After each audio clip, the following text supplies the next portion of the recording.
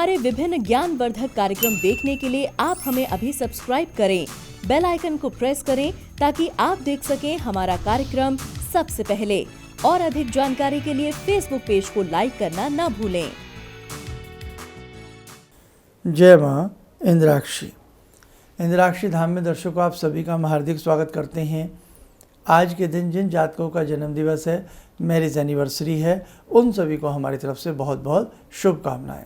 आज का पंचांग 20 अक्टूबर सन 2020, दिन मंगलवार, आश्विन माह, शुक्ल पक्ष, तिथि चतुर्थी, नक्षत्र ज्येष्ठा। आज जन्मे जातक गणमूल नक्षत्र की श्रेणी में होंगे। राहु काल 3 से 4:30, दिशा सूल उत्तर दिशा। नवरात्र की पूजा आप बहुत अच्छे से कर रहे हैं।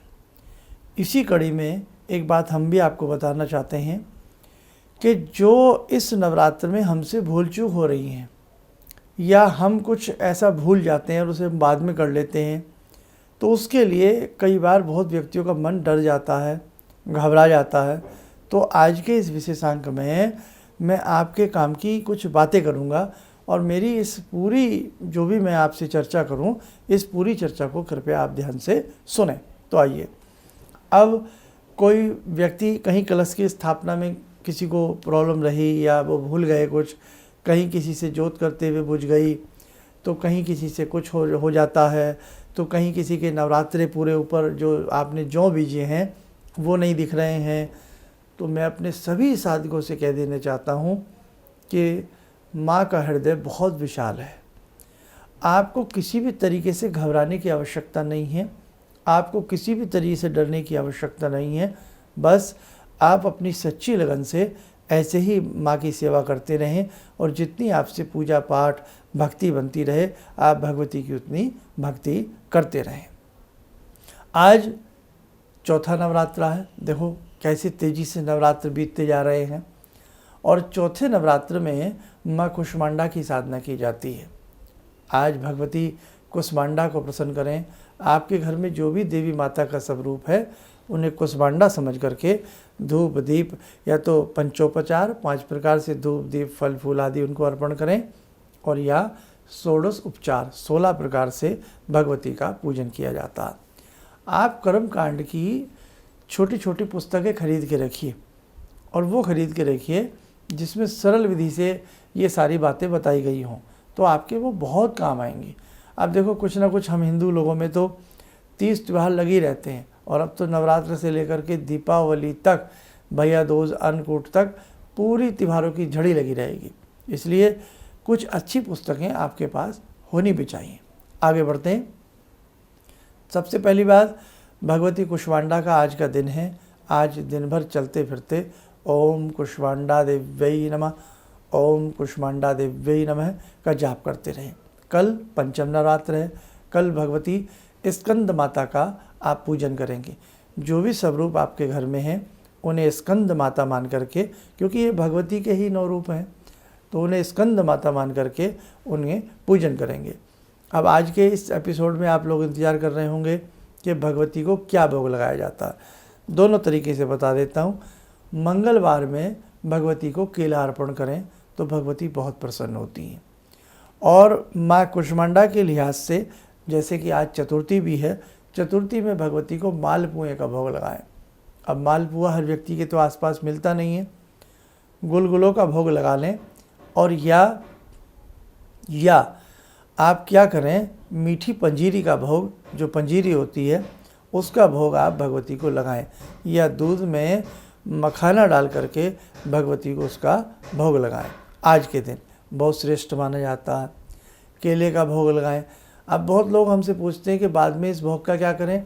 इस भोग को आपके घर में जो सबसे छोटी कन्या हो उन्हें दें। वो सारा ग्रहण कर सके तो अच्छी बात है, नहीं तो जितना भी वो ग्रहण कर सकें उन्हें दें।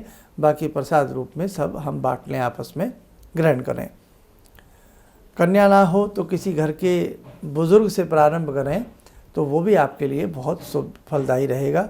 ये भगवती का प्रसाद है, इसको घर के ही लोगों में बांटा जाता है, बहुत अच्छा रहता है।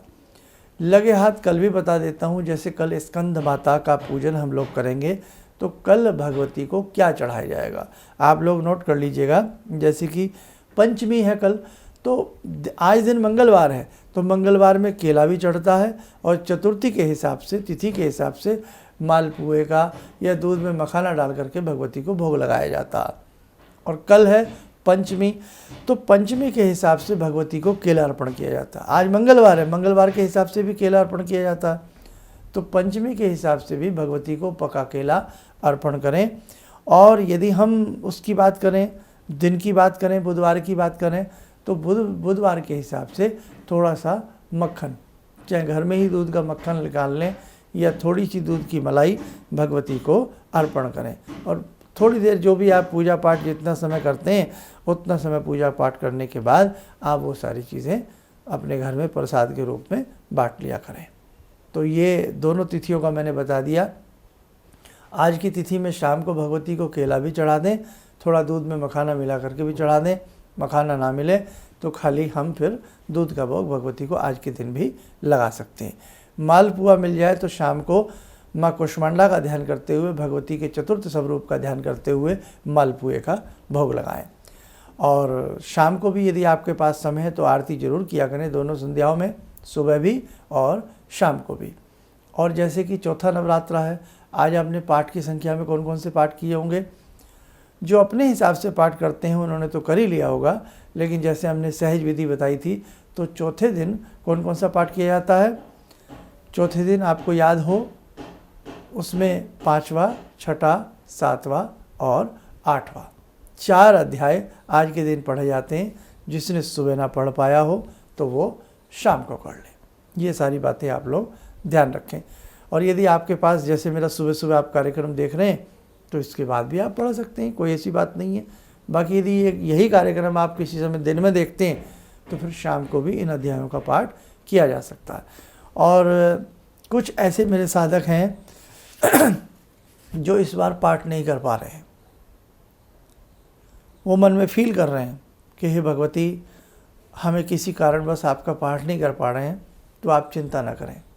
चलते फिरते, उठते बैठते जय माता की, जय माता की, जय माता की आप लोग करते रहें।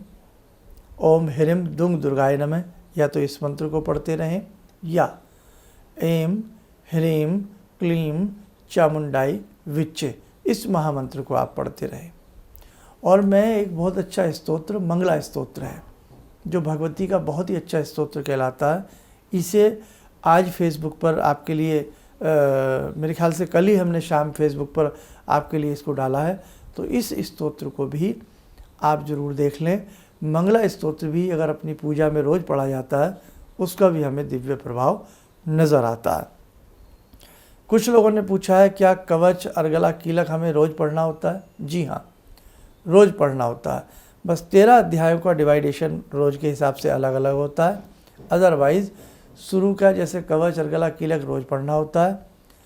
तंत्रोक्त सूक्त भी पढ़ना होता है, रात्रि सूक्त भी पढ़ना होता है। नवारण मंत्र की माला पाठ से पहले और बाद में भी करनी होती है।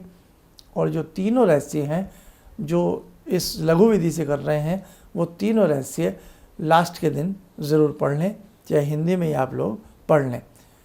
जो सिद्धकुंजी का स्तोत्र पढ़ना चाहते हैं, आजकल सिद्धकुंजी का स्तोत्र का भी बहुत लाभ मिलता है। जो किसी अन्य मंत्रों की सिद्धि करना चाहते हैं, चाहे हनुमान जी के मंत्र हों, शावर मंत्र हों, कोई भी मंत्र हों, तो आजकल आप इन दिनों में अन्य मंत्रों की भी सिद्धि और साधना कर सकते हैं। जब भी आप दुर्गा पाठ करें, आरती आदि के बाद करने के बाद, बहुत लोग तो मुझे पता है और डेली यज्ञ भी करते हैं भगवती का, तो आपकी इच्छा है कि हम डेली जो बचे हुए दिन हैं उनमें यज्ञ भी करें, तो ऐं ह्रीं क्लीं चामुंडाई विच्चे, इसी मंत्र की 1 माला, 3 माला, 5 माला, 7 माला, 11 माला से यज्ञ भी प्रतिदिन आप लोग कर सकते हैं।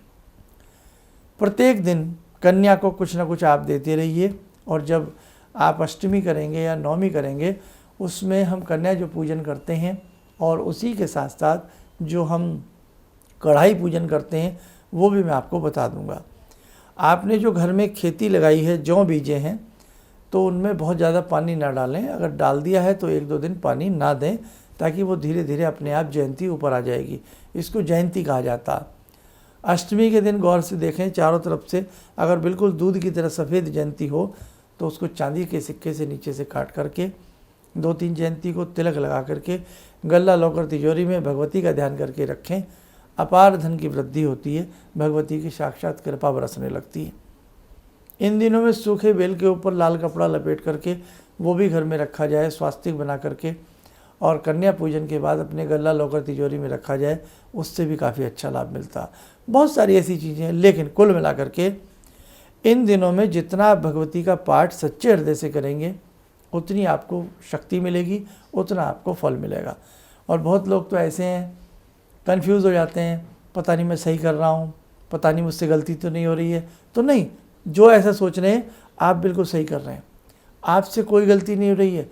आपका ये प्रयास, आपका ये अथक प्रयास, बहुत लोग फर्स्ट टाइम कर रहे हैं, तो आपका ये प्रथम प्रयास भगवती को बहुत पसंद आ रहा है, समझे? हमें सब दिखता है, आप चिंता ना करें और आगे आगे करते जाएंगे, आगे आगे हमारी सारी चीज़ें सुनते चले जाएंगे। अगले साल फिर 6 महीने बाद नवरात्र आएंगे, जब मार्च अप्रैल के आएंगे, उसमें आपको फिर बताएंगे।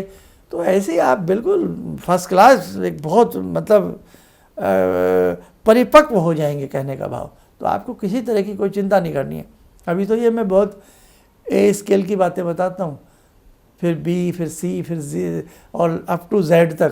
तो बहुत हमारा कर्मकांड बहुत सुंदर है, बहुत सुंदर है हमारे धर्म की बातें, लेकिन बहुत लोगों ने कभी जानने का और समझने का प्रयास नहीं किया। बस आप जानने समझने का प्रयास करिए, आपको बहुत आनंद आएगा। आइए दर्शकों, समय और चला आज की ध्यानमाला का जोड़ते हैं माँ भगवती से। ॐ सिन्दूरारुणविग्रहां त्रिनयनां माणिक्यमूलस्फुरात् स्तारानायकशेखरं स्मितमुखी भापेन वक्षोरुवां पाणिभ्यामलपूर्णरत्नचषकां रत्नोत्परां बिभ्रति सौम्यां रत्नगटस्थरक्तचरणां ध्यायेत् पराम् अम्बिकां खड्गं चक्रगदेषु चापपरिगान् शूलम्बुशोण्डिं शिरा शङ्खं समदधतीं करे स्त्रीनयनां सर्वाङ्गभूषावृतां नीलासमद्युतिमास्य पाददशकां सेवे महाकालिकां यामास्तो स्वपितैहरो कमलजो हन्तुं मधुं कैटवं विद्युद्दामसमप्रभां मृगपते स्कन्दस्थितां भीषणां कन्या विहकरवालखेटविलसा धस्ताविरासेवितां हस्ते चक्रगदाशिखेटविशिखां चापं गुणं तर्जनीं विप्राणामलिलात्मिकां शशिधरां दुर्गां त्रिनेत्रां भजे। कवच बना लें, ध्यान करें, मैया रानी का आशीर्वाद सबके ऊपर बरस रहा है।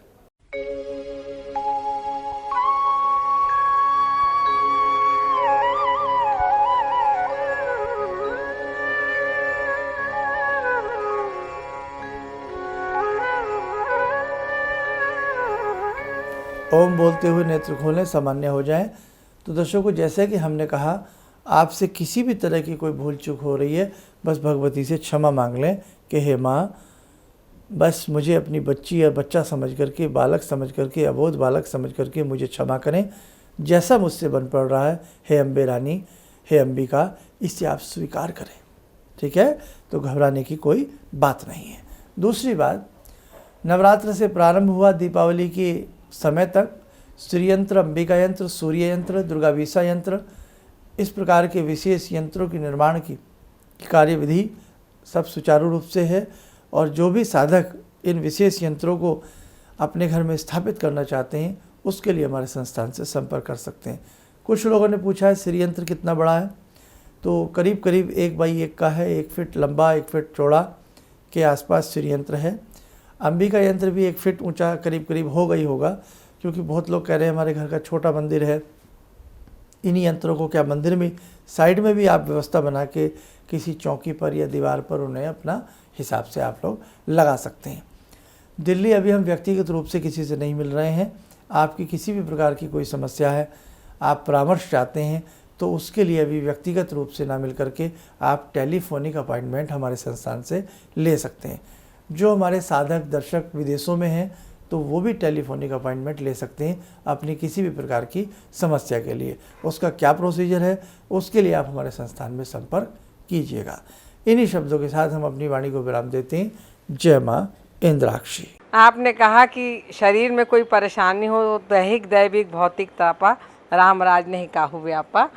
इसके बाद मैंने उसका जप शुरू किया और धीरे धीरे मेरे को अच्छा लगने लगा और मैंने कहा कि अब पंडित जी से कैसे जुड़ूं, क्या जुड़ूं। तो मैंने कहा कैसे करूं। मैं बोली ईश्वर अगर सही है, माँ भगवती की मेरे पर कृपा है तो ज़रूर मेरा कोई ना कोई रास्ता निकलेगा। तो ये सारी चीज़ें मेरे को ईश्वर की कृपा से आपका साथ मिला और मेरे अंदर की श्रद्धा थी जो मैं आपसे जुड़ी सनातन धर्म के प्रति, और हमने जहाँ जन्म लिया है उस धरती के ऋण को हमको अदा करना है, इसलिए आपके चरणों में मैं।